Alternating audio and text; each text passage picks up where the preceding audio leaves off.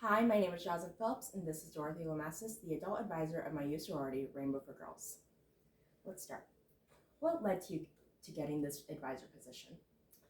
Well, I started as a Rainbow Girl myself way back in a long time ago in Pullman, Washington. And then when we moved to the Tri-Cities area and my girls became old enough to be a member, they joined Benton City. So I've been involved as a parent for close to 30 years on behalf of my girls. And at one point in 2014, I was asked to take on a state appointment. And then during COVID, the mother advisor that we had here in the Tri-Cities was having some personal medical issues that she was having to deal with. And so I was asked to take on the local mother advisor position. So that's how I am now your mother advisor. Mm-hmm. So I'm glad you are. Thank you. What do you do for work, and how does that differ from your work as an advisor? So at work, I'm an executive assistant, administrator position. I think what's different, I don't know what's different about it. I think a lot of things that are similar is you have to be organized in both jobs. You have to be very aware of deadlines and due dates that are coming up. I think the difference would be at work, I'm obviously dealing with adults. In Rainbow, I'm dealing with both adults and youth, but especially in my position right now, I'm dealing with the girls, the youth. Especially me. Especially you, yep. You kind of already answered this, but what was your experience with Rainbow before becoming an advisor? Working as a mom, as a parent with my daughters when they were in Rainbow, that was it. And I was a Rainbow Girl for just a couple of years when I was in high school myself, but primarily it was having 4 daughters that went through Rainbow. This isn't a question I asked you beforehand, but why did you join Rainbow, as a high schooler?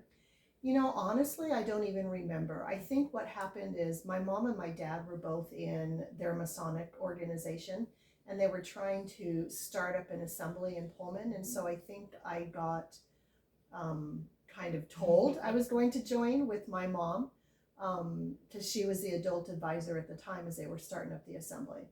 So looking back and kind of knowing how things work now, because I don't honestly remember, I think that's probably how I started.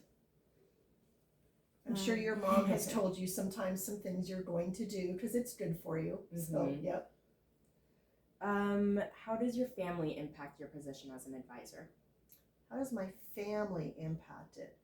I think the correct question is, how does my position as an advisor impact my family? There are, of course, time commitments and obligations and things that I have to do.